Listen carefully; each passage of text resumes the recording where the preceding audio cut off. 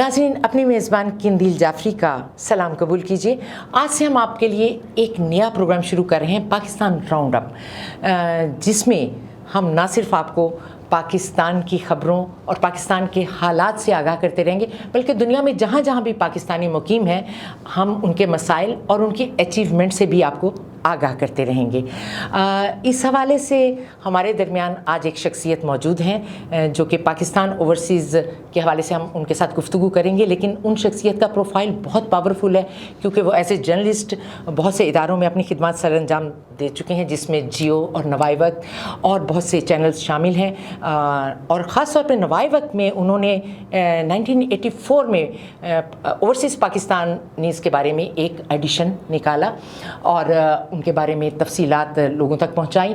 आजकल वो एक ऐसे नशरियाती इदारे से वाबस्ता हैं जिसको कि इंटरनेशनली बहुत बड़ी फेम हासिल है और BBC की तरह वो चैनल हर जगह जाना पहचाना जाता है। जी हाँ, अल जज़ीरा टीवी में वो एक रिसर्च स्कॉलर हैं और कंसल्टिंग एडिटर के तौर पर अपनी खिदमत सर अंजाम दे रहे हैं। अल जज़ीरा के बारे में कौन नहीं जानता कि वो कितना एक बोल्ड स्टेप लेने वाला चैनल है। और पिछले दिनों में इसराइल ने जिस तरह फ़लस्तीन में उनके ऑफिस को तबाह बर्बाद कर दिया, वो सबके लिए बहुत परेशान कुन एक ख़बर थी, लेकिन इसके बावजूद अल जज़ीरा की नशरियात मुनक़ता नहीं हुई। वो कहीं ना कहीं से अपनी नशरियात को जारी रखते हैं और लोगों तक तमाम मुखालफिन यानी बड़ी ताकतों की मुखालफतें मोल लेकर भी वो सच्चाई को लोगों तक पहुंचाते हैं। तो ऐसे इदारे में काम करने वाला भी यकीनन बहुत बहादुर और बहुत हिम्मत वाला होता होगा। तो जो आज हमारे दरमियान शख्सियत मौजूद हैं, जो जर्नलिस्ट मौजूद हैं, वो भी एक बहुत बहादुर और सच्चाई के अलमबरदार हैं। इसके अलावा वो नेल्सन मंडेला के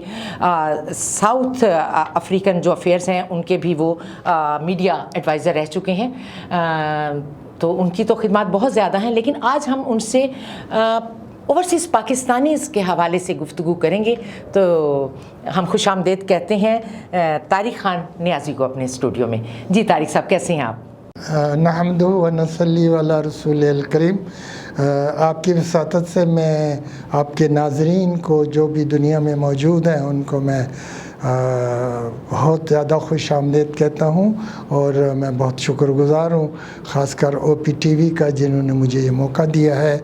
और ओवरसीज़ पाकिस्तानीज़ जो हैं इस वक्त उनकी जो तादाद वो 3 करोड़ है और वो इस वक्त दुनिया भर में मुकीम हैं और नॉन बैंकिंग चैनल्स के ज़रिए वो तकरीबन $26 बिलियन आपको तरसीलात की ज़र में भेज रहे हैं। और जो हुंडी और हवाले से आ रहा उसका कोई एदाद और शुमार नहीं है हमारे पास। और ये वो सच्चे खरे और मौसनान पाकिस्तान है जो कि दुनिया भर में पाकिस्तान के तशख़्ख़ुस को उजागर कर रहे हैं, पाकिस्तान को अपनी खिदमात से पाकिस्तान के तशख़्ख़ुस को उजागर और उभार रहे हैं और बहुत बड़ी अपनों से शख्सी इखलाकी और जज्बाती कीमत अदा कर रहे हैं। लेकिन उसके बावजूद ये सबसे ज़्यादा सच्चे खरे और पाकिस्तानी हैं। जी बिल्कुल, आपने सही कहा कि रेमिटेंसीज जो इस बार पाकिस्तान को मौसूल हुई हैं उनकी भी वो एक रिकॉर्ड इजाफा है पिछले सालों के मुकाबले में। और यकीनन पाकिस्तान की मईशत जो कोविड की वजह से खासी इफ़ेक्ट हुई थी तो उसको कुछ वो स्टेबल हुई होगी इसके बाद यकीनन। तो मैं ये समझती हूँ कि ये बहुत बड़ी खिदमत है जो पाकिस्तानी बैरून ममालिक में रहकर अपने मुल्क की कर रहे हैं। तो आप मुझे ये बताइए कि अभी जो इस हुकूमत ने एक वोटिंग का हक़ देने का फ़ैसला किया है कि ओवरसीज़ पाकिस्तानीज़ को ये हक़ मिलना चाहिए, क्योंकि जब वो पाकिस्तान के लिए इतनी खिदमत सर अंजाम दे रहे हैं और वो फिर पाकिस्तानी हैं और उनके पास पाकिस्तानी पासपोर्ट भी है, तो क्या उन्हें वोट का हक़ मिलना चाहिए? क्योंकि हमारी अपोजिशन जो है वो इसकी भरपूर मुखालफत कर रही है कि उनको ये हक़ नहीं मिलना चाहिए। तो आप क्या कहेंगे इस सिलसिले में? जी, इस सिलसिले में बड़ी सीधी सी बात है कि जितनी भी बड़ी अपोजिशन जमातें हैं इनके बैरून मुल्क अपने दफातर हैं और उनमें आपस में बड़े तफरका और कशमकश रहती है, लेकिन ये वहाँ जाते हैं और वहाँ से चंदा भी इनको मिलता है और वहाँ से इनको अप्रिसिएशन मिलती है।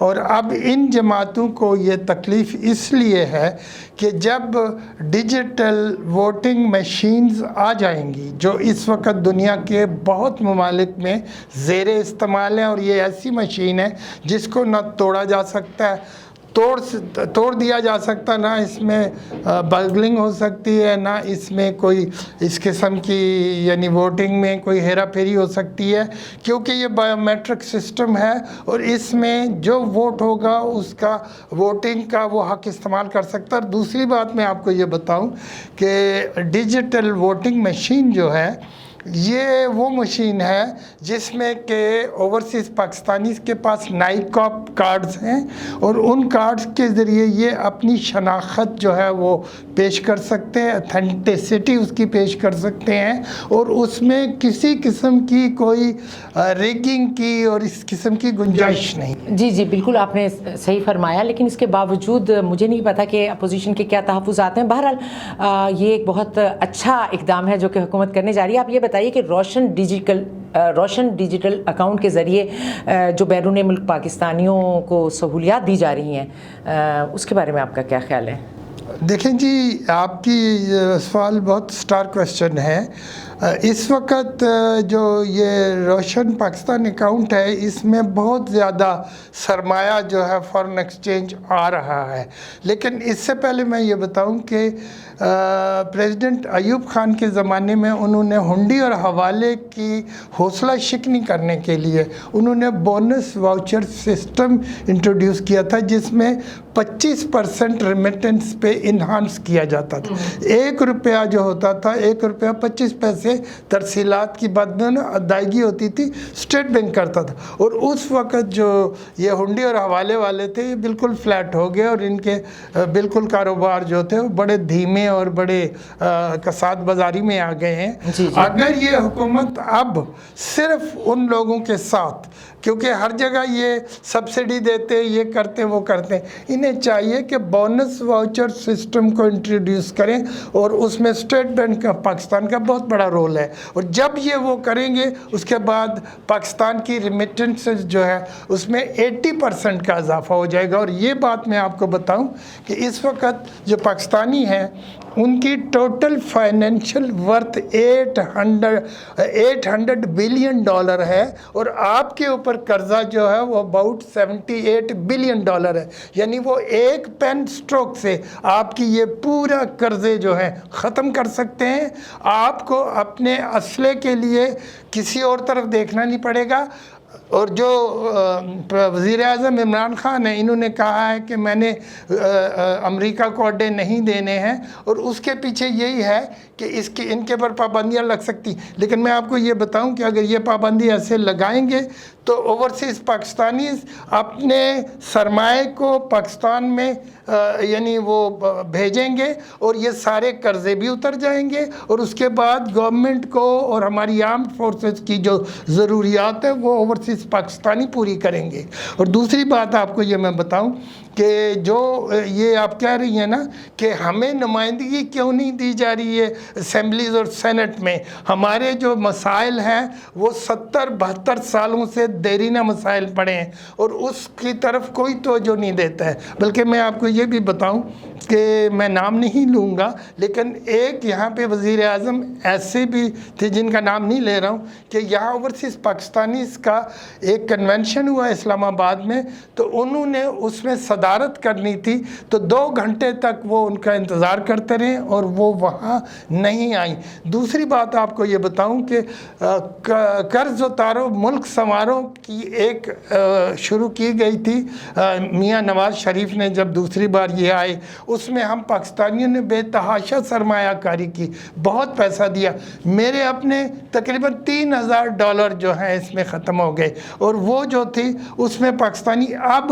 گورنمنٹ پچھلی گورنمنٹ جو تھی ان پہ اعتماد نہیں کرتے تھے، لیکن موجودہ گورنمنٹ پہ بہت اعتماد کرتے اور ان میں پاپولرٹی بھی بہت ہے۔ جی ماشاءاللہ، بہت اچھی آپ نے معلومات فراہم کی ہیں۔ اچھا یہ بتائیے کہ پاکستانی جو اوورسیز پاکستانی ظاہر ہے ان کے وہاں وہ رہ رہے ہیں وطن سے دور، تو بہت سارے مسائل ہوتے ہیں وہاں رہتے ہوئے، تو اکثر پاکستانی یہاں پر جو وہاں پیسہ کماتے ہیں یہاں پراپرٹی خرید لیتے ہیں، ان کے بعض اوقات یہاں پر عزیز و اقارب نہیں ہوتے اس شہر میں جہاں وہ پراپرٹی خریدتے ہیں، تو جب साल 2 साल में अक्सर पर कब्ज़ा हो गया। मेरे खुद जानने वाले वहाँ से अमेरिका से आए सिर्फ अपना वो कब्ज़ा छुड़ाने के लिए, फिर उन्हें बड़े बड़े आर्मी के लोगों से मिलना पड़ा और बड़ी मुश्किल में से गुजरे और कई बार उन्हें आना पड़ा।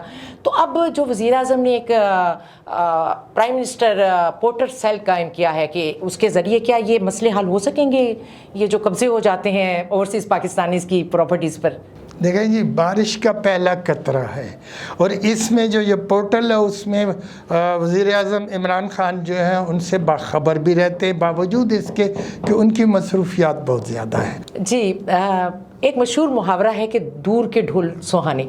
ये एक इंसानी फितरत है कि जो चीज़ इंसान की दस्तरस में ना हो वो ज़्यादा खूबसूरत और अट्रैक्टिव लगती है, चाहे वो चांद हो, चाहे वो कोई और चीज़ हो या कोई दूसरा मुल्क हो। तो हमारे पाकिस्तान में भी बेशुमार लोग ऐसे हैं जिनका ख्वाब है कि वो मुल्क से बाहर जाकर ज़िंदगी गुजारें, और हमारी जो यंग जनरेशन है वो भी तालीम हासिल करने के लिए दूसरे मुल्कों में जाना चाहती है, और ज़्यादातर लोग रोज़गार के सिलसिले में अरब ममालिक में जाते हैं, लेकिन जो यंगस्टर हैं वो अमेरिका, यूरोप और कनाडा में जाने को तरजीह देते हैं। तो आप मुझे ये बताइए कि क्या बैरून मुल्क रहने वाले लोगों की ज़िंदगी इतनी ही हसीन और खुशहाल है जितनी यहाँ में रहने वाले पाकिस्तानियों को नज़र आती है, या उनके भी बेशुमार मसाइल हैं वहाँ पर रहते हुए? आपने बहुत अच्छा सवाल किया है, और मैं आपको ये बताऊं कि मैं कराची में इस दफ़ा आया हूँ, कोई समझें कि कोई 30 साल के बाद। तो मैंने कराची में देखा है कि इंसान पिंजरों में बंद है और परिंदे आज़ाद हैं। मैंने सारे शहर को वो लोहे के जंगलों में कैद देखा है। जहाँ से गुज़रा हूँ मैं बड़ी हैरत से देखा है। यहाँ पे जो ज़िंदगी है उसको अजीरन बनाया गया है, और गुज़श्ता हुकूमतों ने जानबूझकर इस तरफ बहुत सारी चीज़ें हैं जिन पे अभी मैं आपसे डिस्कस नहीं करना चाह रहा हूँ, क्योंकि हम कंसंट्रेट कर रहे हैं ओवरसीज़ पाकिस्तानी। अभी मैं आपसे जो बात कर रही हूँ वो ओवरसीज़ पाकिस्तानीज़ की कह रही हूँ कि वाकई वो वहाँ इतने खुशहाल और इतने कंफर्टेबल हैं जितने यहाँ के पाकिस्तानियों को नज़र आते हैं। जी, मैं आपको एक छोटा सा वाक़या बताता हूँ कि बुर्ज अल खलीफा जो है 8th wonder of the world है, जो दुबई का है। इसके ऊपर जो ऊपर उसके कनोपी लगानी थी, उसके लिए जापानीज़ और अमेरिकन और दूसरे जो इंजीनियर थे वो बहुत डरते थे कि हम कैसे ऊपर ले जाएंगे।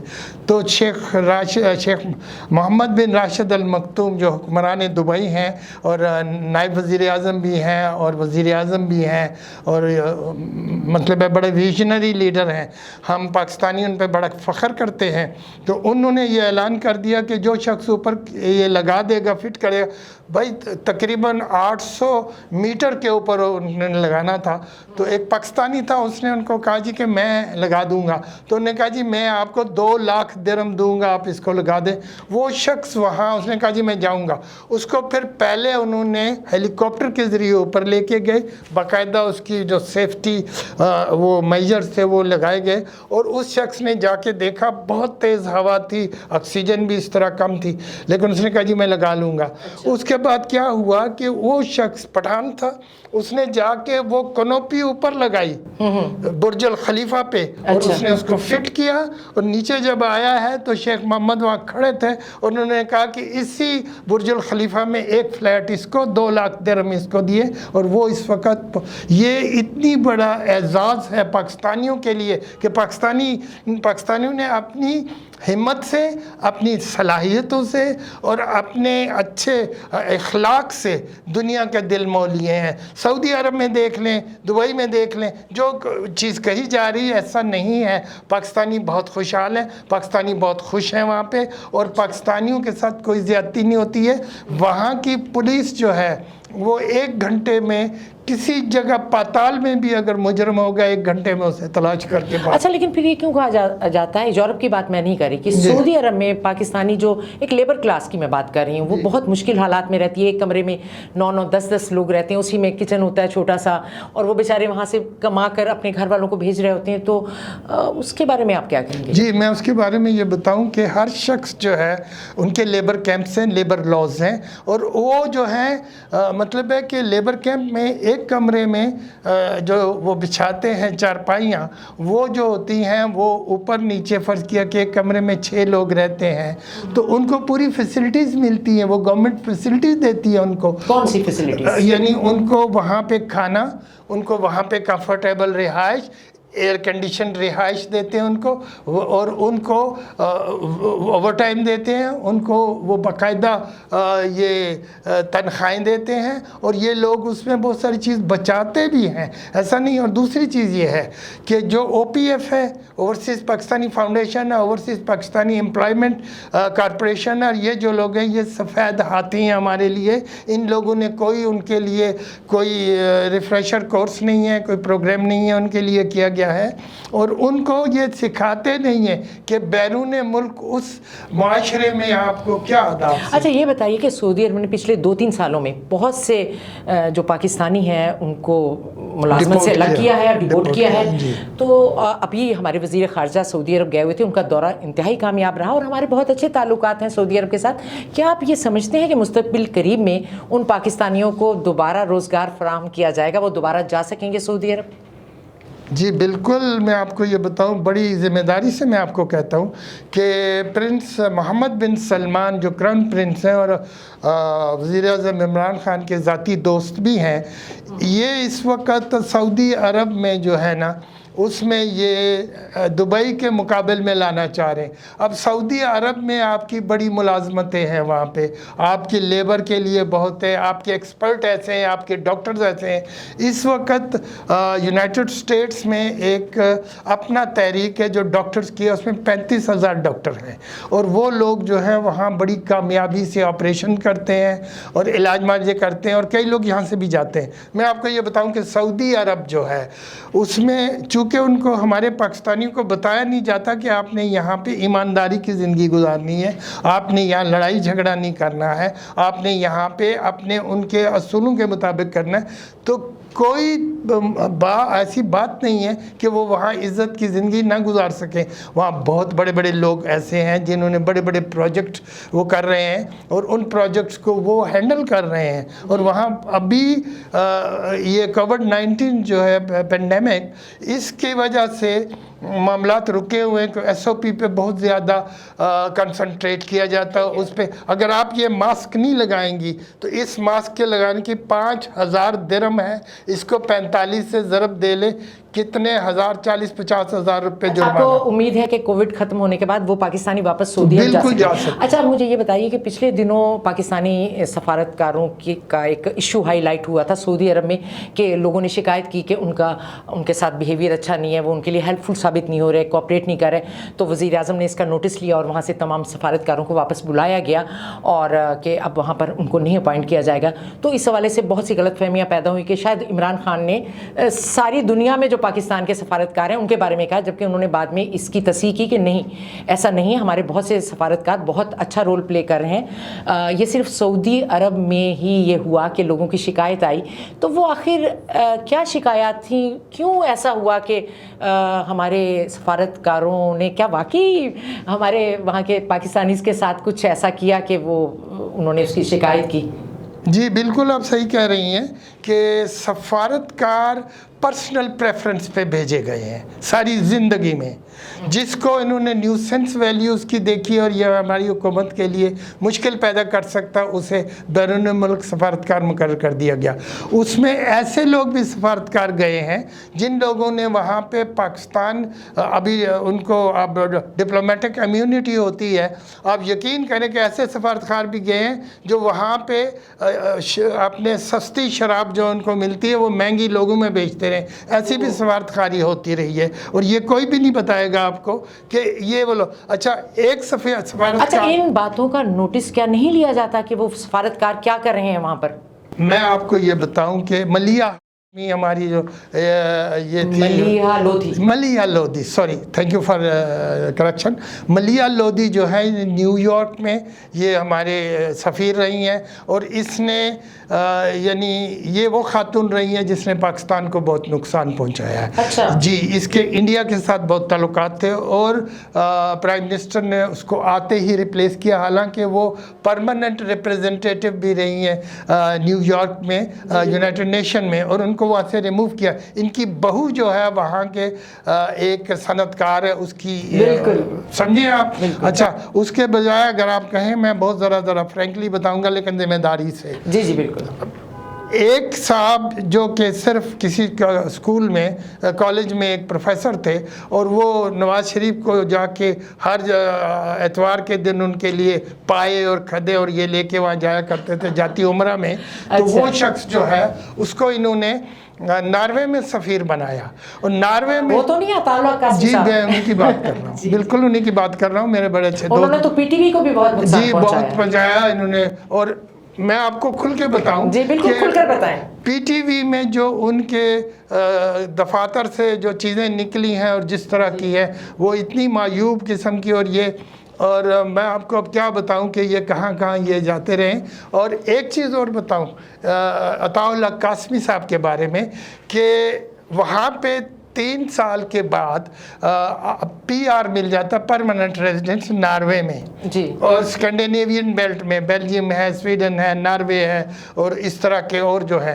تو انہوں نے کیا کیا ہے کہ انہوں نے کہا کہ جی آپ اس طرح کریں کہ آپ پاکستان سے پولیس کلیئرنس رپورٹ منگوائیں جن کو آپ نے یہ دینا ہے. اب کیا ہوا کہ وہاں سے کاغذات 3 سال اس نے اچھی طرح گزار لیے ہیں اور اس نے لا ابائڈنگ سٹیزن کی حیثیت سے, تو اس کا جو یہ کھاتا ہے یہاں کھول رہے ہیں پاکستان کے تھانوں میں. اور اب یہ ہوا ہے کہ 2 سال کے بعد جو ان کو مل جانی تھی شہریت, اس کے لیے پھر 2 سال وہ لوگ وہاں سے یا پولیس تھانوں کی اور ادھر ادھر وہ خاک چھانتے رہے اور رشوت کا بازار گرم ہوا. ہمارے لیے واقعی یہ بہت افسوسناک بات ہے کہ ہمارے گزشتہ حکمرانوں نے نہ صرف پاکستان کی معیشت کو نقصان پہنچایا بلکہ بیرونی ممالک میں پاکستان کی ریپو بھی خراب ہوئی اس طرح کے نااہل لوگوں کو وہاں نامزد کرنے سے. اور واقعی اب اس کی کمپنسیشن ہونی چاہیے اور اس حکومت کو نوٹس لینا چاہیے کہ ایٹ لیسٹ جو ہمارے سفارتکار جو تعینات کیے جائیں وہ ہر طرح سے وہ کسی حوالے سے کنٹروورشل نہ ہو اور وہ اہل ہوں اس کام کے لیے, اور وہ پاکستان کی عزت میں وہاں اضافہ کریں اور پاکستانیوں کے مسائل کو حل کریں, نہ کہ وہ اپنی ذاتی پروموشن کے لیے وہاں پر مقیم رہیں. جی اس میں آپ سے ایک عرض کر دوں کہ جو پاکستانی ہیں انہوں نے اپنے بچوں کو سیٹل کرنے کے لیے, انہوں نے اپنی وہاں پہ کاروبار کو چمکانے کے لیے, اس چیز کے لیے انہوں نے بہت زیادہ, اور ان لوگوں کو جب بھیجا گیا ہے تو ان سے یہ نہیں کہا گیا کہ 3 سال کا, جیسے کہ انڈیا کر رہا ہے 3 سال کا ٹینیور دیا جاتا ہے اور 3 سال میں اگر آپ اپنی صلاحیت ملک کو جو آپ کو انہوں نے ایجنڈا دیا ہے 3 سال میں اگر اس کو آپ کوپ اپ نہیں کرتے تو پھر اس کو کیریئر ڈپلومیٹ نہیں بنایا جاتا بلکہ اس کو پھر کھڑے لائن لگا دیا جاتا ہے. ہمارے اچھا وہ لوگ جب انڈیا کے لوگ ہیں, میں وہاں رہتا ہوں, مجھے یہ سب چیزیں خود پتہ ہے. انڈیا میں کے جو لوگ آتے ہیں وہ سفیروں کے گھروں میں رہتے ہیں. ہمارے جو ہیں دبئی میں بھی آپ کو بات بتاتا ہوں, دبئی میں ہیں, ابوظہبی میں, انہوں نے بڑے بڑے ہوٹلوں میں ٹھہرتے ہیں. اب کئی لوگ جو ہیں وہ روزویلٹ ہوٹل میں ٹھہرتے ہیں نیو یارک میں جا کے. بہت غلط بات ہے. اچھا, اور اس پہ پاکستان کا بہت بڑا سرمایہ ضائع ہوتا ہے, فارن ایکسچینج ضائع ہوتی ہے. ان کو ٹاسک دینا چاہیے کہ اگر 3 سال میں آپ لوگوں نے اس ملک کی بہتری معیشت کے لیے, اس ملک کی تجارت کو بڑھانے کے لیے, انہانس کرنے کے لیے اگر آپ نہیں کریں گے تو پھر ان کو جاب سے نہیں نکالیں, ان کو پھر کھڑے لائن لگا دیں اور جو کیریئر ڈپلومیٹس ہیں ان کو لائیں. میں آپ کو بتاتا ہوں کہ جمیل احمد خان صاحب جا رہے ہیں, بہت اچھے. جی میں انہیں بہت اچھی طریقے سے جانتی ہوں, وہ ہمارے فیملی فرینڈز میں سے ہیں. وہ اتنے اچھے کیریئر اور بہت آنیسٹ آفیسر ہیں, بہت آنیسٹ آفیسر ہیں. وہ دبئی میں سفیر رہے ہیں, انہوں نے پاکستان کے لیے بہت کنٹریبیوٹ کیا ہے. اس کے بعد پھر میں آپ کو یہ بتاؤں کہ آج کل وہاں پہ سفیر آئے ہوئے ہیں, وہ بہت اچھے کام کر رہے ہیں. اور دوسرا دبئی میں جو ہمارے کونسل جنرل ہیں انہوں نے پینڈیمک کے دنوں میں وہاں کے لوگوں سے کہا ہے کہ ہمارے لوگوں کے پاس غربت کی وجہ سے راشن نہیں. آپ یقین کریں کہ دبئی کونسلیٹ نے ہزاروں لوگوں کو راشن دیا, اور میں نے دیکھا ہے. اگر مجھے پتا ہوتا کہ آپ کے اس میں ہوتا تو میں کلپنگ آپ کو حاضر کرتا. میں یہ سمجھتی ہوں کہ ایک سفارتکار کا رول اتنا اہم ہے اور اس کے بارے میں ہماری گزشتہ حکومت نے مطلب اتنے بلنڈرز کیے ہیں کہ ایسے ایسے لوگوں کو بھیج دیا جو کہ نہ صرف پاکستانیوں کے لیے ہیلپ فل نہیں تھے بلکہ ان کی کوئی ریپو بھی اتنی اچھی نہیں رہی. تو اب جو یہ حکومت ہے آپ مطمئن ہیں اس کے کردار سے کہ یہ نوٹس لے گی ایسے تمام سفارتکاروں کا کہ کون جو ہیں وہ اہل ہیں اور کون نااہل ہیں اور کس کو بھیجنا چاہیے اور کس کو نہیں بھیجنا چاہیے؟ میں آپ کو یہ بتاؤں کہ وزیر اعظم عمران خان جن کی دنیا بھر میں بہت زیادہ مقبولیت ہے, یہ گراف بہت اونچا ہے اس وجہ سے کہ نڈر لیڈر ہے. اس وقت وہ دنیا اسلام کا پہلا لیڈر ہے جو کہ بولڈلی بات کرتا ہے اور امریکہ کی آنکھوں میں آنکھیں ڈال کے کہتا ہے کہ نو وے, ایبسولوٹلی ناٹ. میں چھوٹا سا ایک واقعہ آپ کو بتاؤں, چھوٹا سا واقعہ, یہ چیز آپ بیچ میں ڈال سکتی ہیں کہ پریزیڈنٹ نیلسن منڈیلا تھے, 27 سال انہوں نے رابن آئیلینڈ میں ساؤتھ اٹلانٹک اوشین اس کے وہاں پہ ایک کمرے میں 8x6x8 کے کمرے میں ایک اس پہ آئی لائن کے اوپر ایک کھڑکی تھی اور اس سے وہ لہریں دیکھتے رہتے تھے. اور انہوں نے جس وقت پریزیڈنٹ کلنٹن وہاں گیا تو میں اس وقت ان کے ساتھ تھا, پریزیڈنٹ کلنٹن نے ان کو کہا کہ جی آپ جو یہ دائیں بائیں کی روک سٹیٹس ہیں ان کو چھوڑ دیں, ہم آپ کو یہ دیں گے کہ آپ کے دودھ اور شہد کی نہریں بہا دیں گے, امریکہ آپ کی یہ جو عہد اقتدار ہے اس کو بڑھا دے گا اور آپ کو کوئی فرق نہیں پڑے گا. تو پریزیڈنٹ نیلسن منڈیلا نے کہ I want to go to my nation. اچھا, اس کے بعد کیا ہوا کہ شام کو ہمیں سب کو سمن کیا گیا. تھابو امبیکی تھے ان کے نائب صدر تھے اور ان کو اور سب کو بلایا اور انہوں نے یونین آفس میں پریزیڈنٹ ہاؤس میں پریزیڈنٹ آفس میں سب کو بلایا اور ان کو سمن کر کے انہوں نے کہا کہ جی پریزیڈنٹ کلنٹن آئے ہیں اور انہوں نے کہا ہے کہ ڈیسمنڈ ٹوٹو اور رابرٹ مگابے اور اس طرح کے جو روگ سٹیٹس ہیں ان سے آپ اپنے تعلقات ختم کر دیں, ہم آپ کے لیے دودھ اور شہد کی نہریں بہائیں گے. اب مجھے بتائیں کہ میں ان کو کیا جواب دوں. تو اس وقت انہوں نے کیا چپ ہو گئے سارے, ہم بھی خاموش بیٹھے دیکھ رہے ہیں. تھابو امبیکی جو ان کے بعد پریزیڈنٹ بنے, he was vice president of South Africa, تو انہوں نے کھڑے ہو کے سب پہ نظر ماری تو انہوں نے کہا جی کہ you are the leader of this nation, whatever the decision you will take we will respect it. تو اس نے کہا جی ٹھیک ہے, آپ کی طرف سے اجازت؟ انہوں نے کہا جی اجازت ہے. ختم ہوگی کانفرنس. اگلے دن 2 روسٹرم لگے, ایک پہ نیلسن منڈیلا, رولی حالا نیلسن منڈیلا اس کا پورا نام. اچھا, نیلسن منڈیلا اس وقت ایک روسٹر پہ, دوسرے روسٹر پہ جیفرسن بل کلنٹن کھڑے ہوئے. تو بل کلنٹن نے سب سے پہلے تقریر کی, اس کے جواب میں نیلسن منڈیلا نے تقریر کرنی تھی. تو انہوں نے کہا کہ جی اس طرح ہے, ہم آپ کے ملک کو یہ کر دیں گے وہ کریں گے, اور بہت سارے سنہرے خواب دکھائے گئے.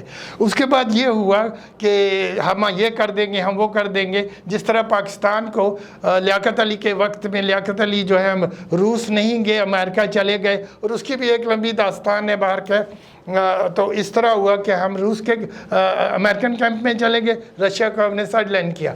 اب نیلسن منڈیلا کیا کہتا ہے, اب انہوں نے کہا جی آپ ہمارے ساتھ کھڑے ہو جائیں, ہم تمہارے ساتھ, اور یہ روک سٹیٹس جو ہیں ان کے ساتھ اپنے تعلقات ختم کر دیں. تو پریزیڈنٹ نیلسن منڈیلا نے کیا کہا, انہوں نے کہا جی کہ میری طرف سے امریکہ کے عوام کو جذبہ خیر سگالی پہنچا دے, اور آپ کی بات ہم نے سنی, لیکن میری قوم کا یہ فیصلہ اور میرا فیصلہ ہے کہ ہم ان سٹیٹس کے ساتھ اپنے تعلقات نہیں ختم کریں گے, and we will not compromise with it.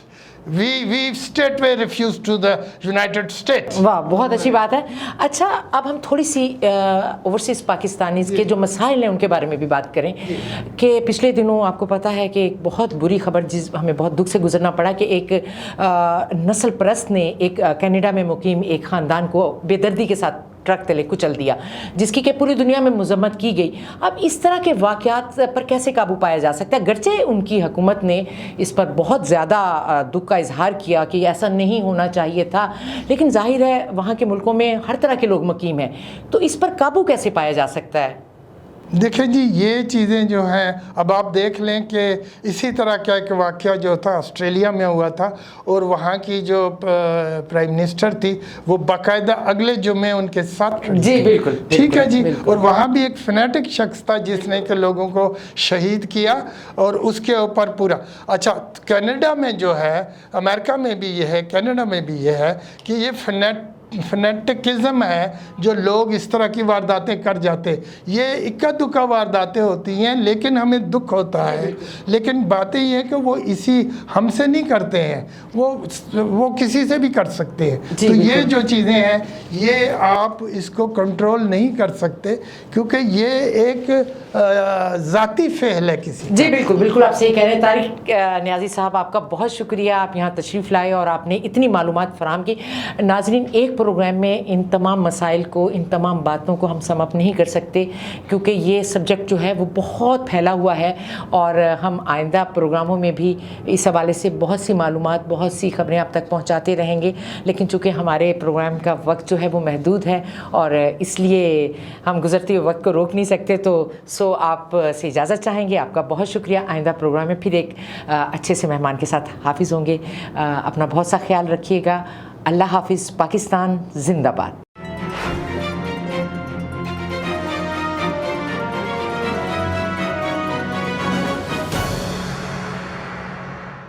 Kaba Fusion is a pharmacist-owned, patient-focused team of professionals with over 30 years' experience providing intravenous medication to patients in the comfort of their own home.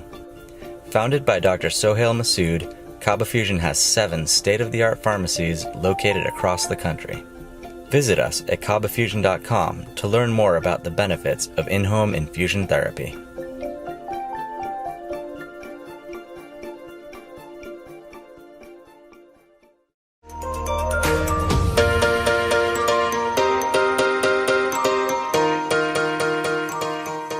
سنتیاگو canyon college کا اہم اعلان.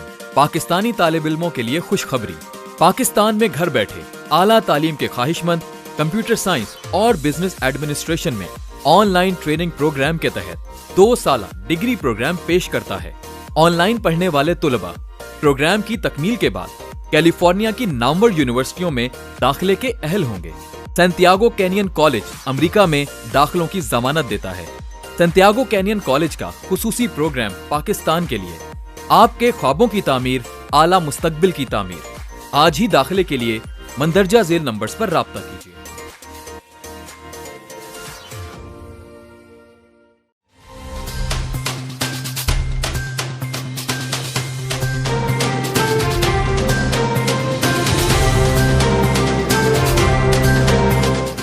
OPTV کی فخریہ پیشکش دنیا بھر میں آباد پاکستانیوں کی ترقی و کامرانی پر مبنی پروگرام. پاکستان کو ترقی کی راہ پر گامزن کرنے کے لیے دنیا بھر میں پاکستانی متحرک اور تیار. دنیا بھر کے ملکوں میں پاکستانی کا ان کی ترقی میں حصہ دیکھیے. بین الاقوامی منظر میں پاکستانیوں کا سماجی, سیاسی, تجارتی اور مذہبی امور میں بھرپور کردار.